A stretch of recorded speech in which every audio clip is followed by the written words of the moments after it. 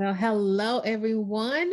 This is the I Am Light podcast. I am your host, Jamie, or you may know me as Loveandlightj.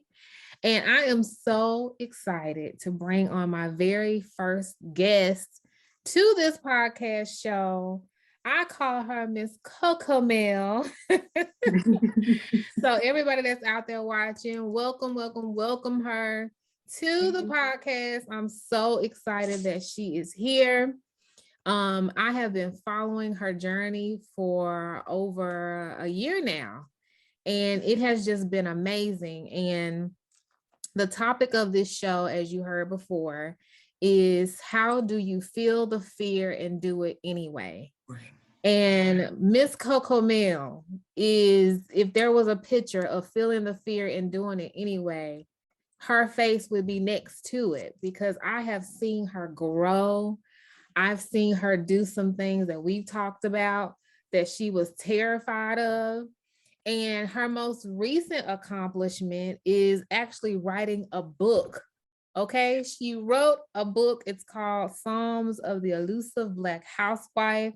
We're going to talk about that at the end of this interview. I want to just start off by asking her a few questions, but welcome. Please introduce yourself. Say anything that you want to say. Hey guys, my name is Coco Mel, Soladani, Auntie Mel, but most people call me Mel. I am Melanie Lavender, a writer, poet, spoken word artist, mom, wife, radio personality, podcast host, community activist, but the most title that I am so proud of is just being a mom. Yeah. Amazing. So let's just go ahead and jump right in. So this is about so many people are wanting to do things in their lives that they are absolutely terrified of, whether it be in their just personal life or their professional life. There's so much fear. And it's usually because, we aren't taught how to work through fear. We aren't taught how to keep pressing through fear. And so I've seen you just flourish over this last year. And I know to start a podcast, to write a book, to host a radio show, fear has to come up. So how have you worked through fear in order to accomplish your goals? Prayer, meditation, and accepting what it was and having a great circle around me. I wish I could say I did that all by myself. I did this, I did that. In all actuality, I didn't, because I used the tools that I learned through my spiritual journey. One of the biggest ones was meditation. Prayer, it was something I was taught from a child, but actually leaning and allowing myself to be vulnerable to my family and friends, to those that love me, and publicly to do that, it was healing. Because the thing is, when you have a circle of people that honestly love you, that can push you and hold you accountable, it made it easier. They pushed me. I would have moments of fear, of just panic, and my sister would be like, nope, Mel, you're not gonna do this. Or I would call you. I remember one day we were talking over the phone and you were like, cousin, give yourself grace, and that was like the thing. Like, all of they saw what I was going through, but they still loved on me. They kept it real with me. They wouldn't sugarcoat it to me, Right. And I think that's a lot of it, that spiritual connection. And then the meditation to, okay, I'm having a panic attack. I'm really not used to this environment. I'm not used to putting myself out there. I'm very much a private person, and to go from doing that to stepping into this realm that I'm really like, okay, what is this? Right. It was life-changing, but the meditation taught me how to work through it. Breathing, working on that breath. Yes. Breath And work.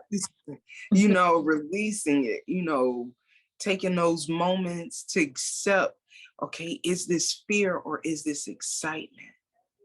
Because And there's a difference. It and may there, feel the same. That's but good. learning that. So yeah, it wasn't anything easy. But I read a lot of books. I studied. I watched YouTube movies. I played with my son, like through those moments of fear, like and panic and depression. I couldn't allow myself to fall apart. And if I did, I had to do it in a healthy, safe way. Like I sought mental health counseling, and I went through, assistance programs to get myself the necessary help. I checked myself into a hospital because I know that there's a mental battle, and understanding what those things are, Right. the fear, the anxiety, finding out that it is PTSD. A lot of Black women suffer from that and we don't know it. A lot of us suffer from depression because, we've been taught to just this ideal of this strong Black woman. Yep. And it kills us. Yep. And I was at a point where I could have lost my whole family, my son, my husband. And I refused to do that. So I went and got help. I went and got counseling and saw a therapist and learned different techniques and took classes and asked questions because it's a life or death battle. It really is, for your sanity, for your freedom. Everyone's talking about, changing the world. First, we have to change ourselves. Yes, definitely. So what I'm learning in this journey too is that we can't do this alone. We cannot get through this life alone. And so many of us, especially if you're watching, you may identify as introvert. Being an introvert doesn't mean you don't ask for help. Being an introvert doesn't mean that you don't need help. Yeah. Right. So for you to say that, hey, for me to feel the fear and do it anyway, I had to find my tribe. Yeah. I had to get mental help. I had to ask for help. And sometimes, or for whatever reason, we've been taught that asking for help is a sign of weakness. But what I'm hearing you say is that is what actually helps sustain you and give you the strength to feel the fear and still push through these tough moments and tough things. And it felt amazing. Yeah. Wow, that's great. So, no, go ahead. I was able, by finding my tribe, some people might look at that as like this far off thing. Your tribe can consist of many different people, and you can have many different tribes. Yeah. Because they all feed a different part of yourself. When you paint a picture, you don't have just one color. You got many, and that makes it up. And it was relationships. And that's something I think a lot of us have learned during quarantine. Is the strength of the relationships. Like, one of the best memories I have is when all of us got together and we did the painting of the cups. We painted our cups, and it was a Zoom virtual paint and sip, right? Paint and sip. Yes. It was one of the most healing and fun things that I've done. It just opened up from there. Like, other things. So I am eternally like grateful now for the whole process. When you're going through it, it doesn't feel good. Right. It's not an easy place to be, and it's not for the weak of heart. Right. You know, it's a battle between yourself, because ultimately you are your biggest enemy, and it's those battles we have to fight within ourselves. So we learn to change the language that we use to ourselves. Like you said, giving each other grace, giving yourself grace. I tell people that all the time, because I do life coaching as well.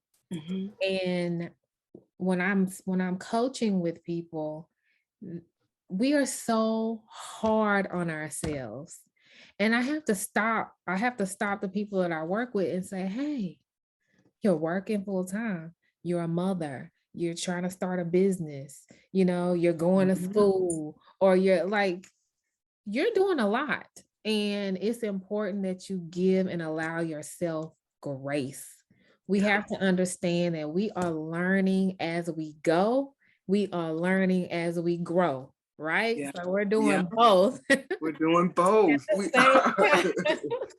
are doing both. Right. So don't use that energy beating yourself up, about what's going wrong or what's not taking place, but instead allow yourself the grace, allow yourself the time to grow. We don't grow and we don't become our fullest selves overnight.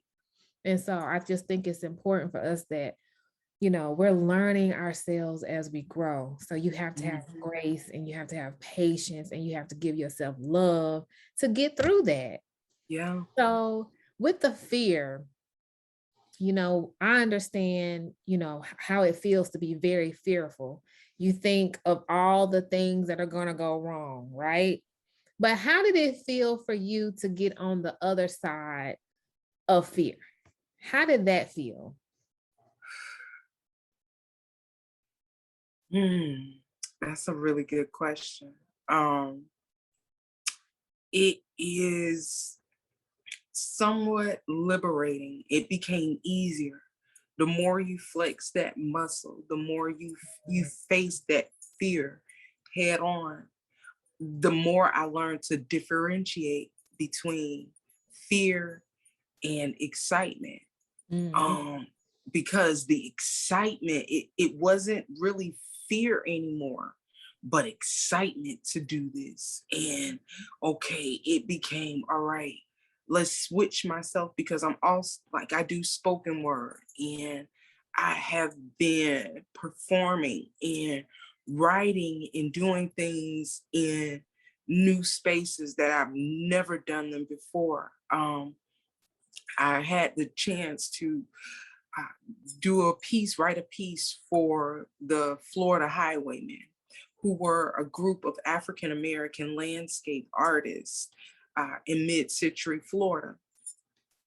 And I got to perform this piece. I wrote and performed this piece in front of the Selby Gardens, which is in Sarasota. And it's like this historically not so inclusive space, but inclusive. So they have been changing the theme and changing the history. And this was a new space I'd never been in before, as well as speaking in front of our city commissioners.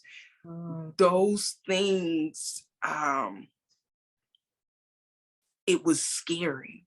I was shaking, but the breathing, the prayer, and centering myself, and just moving, it became exciting and fun. But I still take it serious. It's like, it is my ministry, how I live my life as a wife, as a mother, as Melanie, is a ministry to my life. So what fruits is my life gonna bear, and things like that. So wow, I go I go places. I Yeah. don't know. So pushing through that fear seems like it has opened so many doors that you didn't even Yeah. know were in the room to be opened, right? And that's what I tell people is like, people, you don't know what's on the other side of fear. You might have your target or your goal, but there can be so much more that the universe spirit opens up to you just by you being having courage and taking the leap of faith to push past it and push through it. And so that's amazing. And so you wrote a book.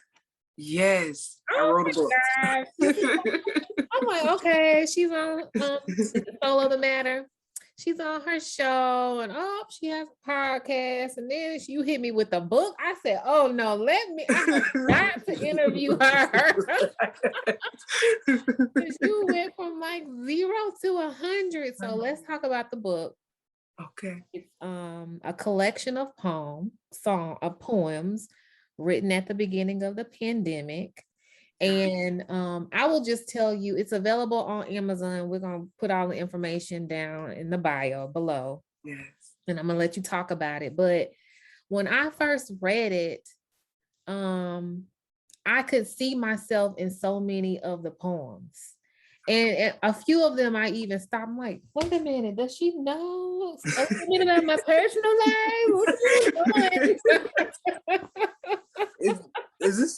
Is you okay? Is you spying on me? All right. I'm like, oh my gosh, like I felt like that. I have like literally had those same thoughts. And so it's great when you read something and you can see yourself in it. And so I think it's very well written, and it's very personal, and it's real. It is real. It's like, hey, I'm a mother and I'm tired. I love these kids, but they get on my nerves. Like it's so raw and real. Yes. Yes. It is. Being a mom, it sucks monkey balls. You're Like, right. Yes, monkey balls. I like that one. It Look, does. at first I was like, monkey balls. Wait a minute, where are we going with this? Okay, yeah. No, it was a very real time. A lot of those pieces were written late night, early in the morning, 2, 3 o'clock, because the anxiety, it was a way for me to cope, to deal, to work out, to really express what I was feeling. And those were how I was feeling at those moments. And through each piece, I would try to process it, because it can't just be the end. And the more I started to open up and share certain pieces, the more other women started to tell me, oh my goodness, thank you for being so vulnerable. They would say that at open mics, and I would be like, oh my God, I was just sorry. Yeah, I can't help it. And it took me a while to learn how to process that. Right. To even, it's like, wow, I knew I couldn't be the only one. Right. It's a lot being a wife to an African American man. Yeah. It is a lot being a mother to a child, to African American child, to a Black mom, the Black family. And this isn't to say, no one else's has value or no one else struggles, but this is just my open and honest truth. Right. And a lot of mothers feel that way, but we don't see past skin color. We don't think that the other mothers are having those same anxieties, or the relationships are having those same things. And social media only shows you the good side. Yes, indeed. Yes, indeed. It's good to keep a foot into reality, make those human connections as well as online connections, but to know yourself, to be able to process yourself. Yeah. And writing did that for me in those late night hours. And it's like you touched on being a mother, you touched on being a wife, you touched on transitioning into being an entrepreneur.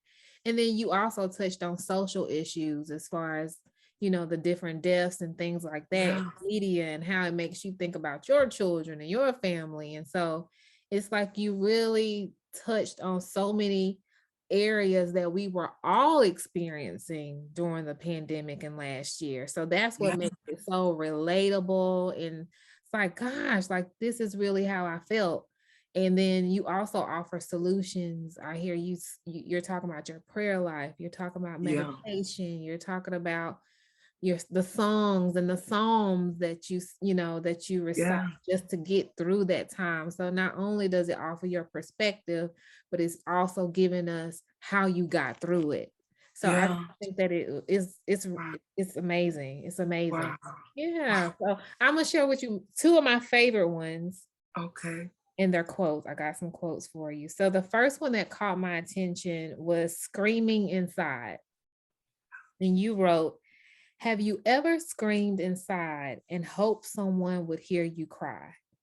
I stopped screaming on the inside and started praying with my voice. Mm. I can't say enough how fear is an internal battle. So Yeah. when I read that poem, it resonated so much because I get so much healing from fear when I verbalize, when I give the fear voice, when I say out loud how I'm feeling, when I connect Mhm. my emotion with words. So when I read Screaming Inside, I was like, oh my gosh, like, yes, like I've been there where I've just been like screaming and no one knew. Knew. No one knew. No No. one knew. So No. what inspired this particular poem, if I can ask? I was having a play date with my sister-in-law, Ebony, and shout out to Ebony. She helped me wipe a lot of tears during that time. Yeah. And me and her were at a play date, and she was talking and she was going on, and the boys were playing, and I was in my mind literally screaming, Yeah. like, help me, help me. And I couldn't do anything at that moment because life was just, we were living with my mom. Mhm. Me and my husband were really fighting at this time to rebuild, but there was still a lot of anger, a lot of tension. A lot of it was from me, Yeah. like different things. We've been together for a long time since I was in my early 20s. I've been Yeah. with this man, and a lot of years of non-resolving issues, of closing my mouth, of not really expressing myself, Mhm. first expressing myself a healthy way or verbally instead of with just wanting to cut you out immediately and, Yes. and destroy it. It is just destroy you. Yeah. And all of that. And I just started crying and I started writing. And as I started writing, she came over and she started rubbing my back and just, praying with me and praying. I believe she was praying over me Yeah. because that's the type of person she is.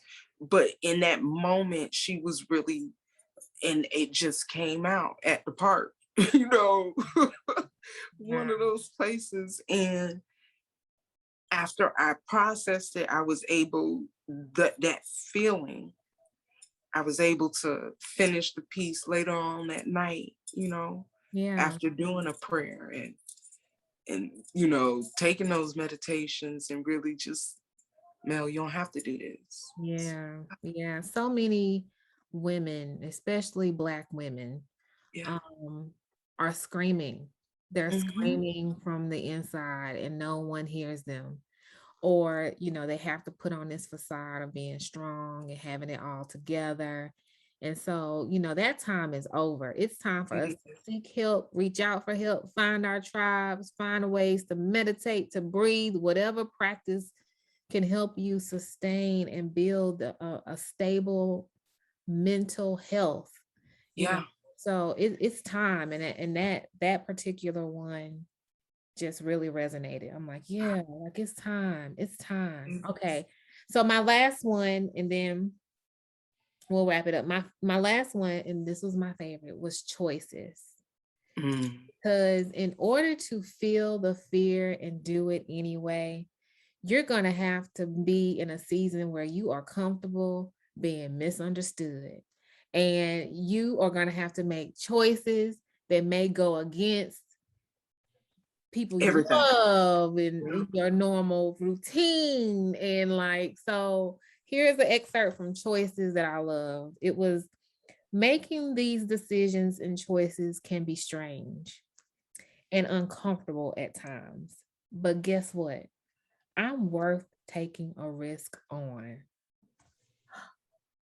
Yeah. Yeah. Feel the fear and do it anyway because you are so worth the risk of doing it. Yeah. Oh, I just love this. Talk about choices. I love that. I love like, choices. That was a come to Jesus moment with myself, because this was after me leaving corporate America. I worked for a successful real estate software company, basically, is what they built. And I walked away from the paycheck, the cashed in the little pension and stocks that I had, and took a risk. And even though like everything around me was crazy and it wasn't what I thought it was going to be, or even how it was, just listen, you've done it. Now what? Right. Now what? Right. Now what? No, we can write out how you're feeling, what the choice is. You are worth it. You have been cheering for company after company. You have been the cheerleader, the motivator for many other people. Now you got to put your big girl panties on and be that person for yourself. It's easy to do it for others, but can you do it for yourself? And I can, because I can do it for others, because I can look myself in the mirror and be like, okay, girl, let's get it together today. You can do this, whatever I need to say to me. You know, if I need to do a silly dance for Melanie, you are your employee. My husband and my son, you know, my husband is the only one working. Yeah. And he pay me. So, you know, I have to, I'm okay. How can I motivate them even when I don't like them and I'm mad at them? Yeah. The same way I motivated and did this for people that were not related to me. Yes. Yeah. And they didn't even give me half as much as what my husband and my son give me when you look at it. Not just money, but memories and moments and lifestyle and a future we built together. You know? Right. Learning what's really important. You know, you have that choice. You have that choice to choose you. And you have the choice. I mean, we're so powerful. Yeah. And, you know, we're powerful, and our lives can be crafted and shaped by our choices. And there's going to be circumstances and times where you're going to be so scared and you're going to be like, what am I doing? Am I ready for this ride? But, you know, you're worth the risk. I tell people, you know, in the seasons that we're in right now and the times that we're in right now, it's so important to be tapped into your intuition, which is your spirit, your connection to source. And as long as you are connected to source, then you can feel the fear, but still know I'm on the right path and still choose to walk that path despite the fear. Even in uncertainty. Yeah. Because there were a lot of times that I was uncertain. There were a lot of times that I was like, you stupid, no, da, da, da, da, da. Yeah. How you da, da, da, da, da, da, da, and you do. I could have, even in those uncertainty and even in those moments, I still chose to keep moving towards this direction. I had no other option. Me and my sister would talk about that. And look, there's no other option at this moment. Yeah. I've started it. Even in those uncertain moments, still keep moving. Unless you are about to kill somebody and you drink driving or something crazy like that. Right. But for the most part, you, even in those uncertain moments, to still push forward, because the vision, it might be weary and you might not really see how everything will come together, but it will. It will. It was like each one of these pieces that I wrote in a time of anxiety, depression, and fear. Yeah. Midnight Walks was written because when I was in the hospital and I was finally able to go outside and soak up that sun, I began to sing, you know? And it was just things like that that I want people to know. Even no one has it all together, but use that, transform that fear, Yeah. take it to another level. Yeah. So, That's beautiful. That is so beautiful. So I'm gonna give you the final word or what you want to tell people, but I hear you saying, number one, to choose you. Secondly, find your tribe, ask for help, reach out for help, you guys. Um, find a spiritual practice. What is your yeah. daily spiritual practice? You know, meditation is not always sitting with your legs crossed and umming, you know. Mhm. Meditation can be a walk. Meditation can be listening to some music, just whatever way that you can connect back to source and root yourself and ground yourself, right? Right. And look, you're gonna have uncertainty Yeah. through big choices, faith, big things, big decisions. There's gonna be uncertainty, there's gonna be fear, there's gonna be excitement, there's gonna be so many emotions, Mhm. but it's worth it to get through it. And from what I see with you, it's worth it because you have just flourished just over this past year. I see your growth. I see how you contribute, and I feel your passion for people. I feel your emotion, and you really care. You really care for people, and we feel that when we hear your poems and reading your book. That's why I connected with it so much. And I love that you're saying all of this because you went through anxiety. You Yeah. went through depression. You went through all of these lower energies, but you still prevailed and worked through it. And I want people to understand you can still walk through your purpose and live your purpose while you're getting yourself together. Don't give up Wow. on yourself. Right? Mhm. You can heal and grow and flourish simultaneously, you In the know, process. in the In process. the process. And So yeah, don't give up. Don't give up on your dream. Don't give up on your purpose. Find it, seek it every day like a lover. You know, like when we court yourself that way, you know, you pry that kind of those things out of yourself, um, and love on yourself. That's what I want people to do, because as you begin to love yourself, you'll, even those parts you don't love, you'll start to love them and work and transform them. So yeah, oh, that's beautiful. what I Beautiful. want. So where can we get your book? You can find my book on Amazon under Psalms of the Elusive Black Housewife in the search, or either you can type in author Right here. I Melanie don't know if you can see it. Oh, it's blurred out, but it's on Lavender. Amazon. Yes. Yeah, it's on Amazon as well as on Kindle and paperback. Okay. So yeah, you can Yeah. definitely order it through there. I'm working on a website to start providing it through there to have a direct link uh, to the Amazon site. And just really now exploring the world of publishing. Yes. So, Well, you yes. did great. I mean, I had to ask you, like, did you hire somebody to help you?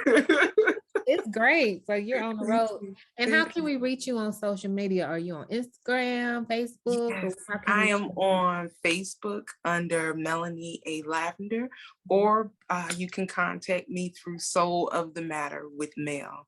And the is spelled THA.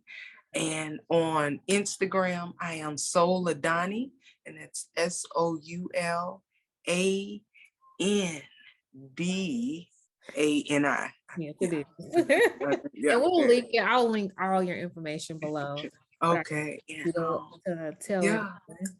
So this has been so great. Thank you so much for coming on and sharing your light. So this podcast name is I Am Light, because we're walking through life through the darkness a little bit. And so when we can get a person who has inspiration or encouragement, then that's going to bring light into areas of our life, our mind, our body, and our spirit.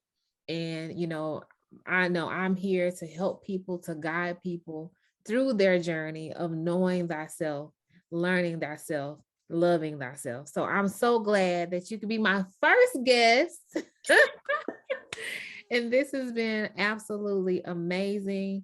For those of you that have listened or watched this, thank you so much. Please connect with Melanie. Her information is below. Make sure you check out her book on Amazon. It is absolutely amazing, and I'm so happy to have it in my collection. And as I always say, every single video, until next time, I love y'all. Peace.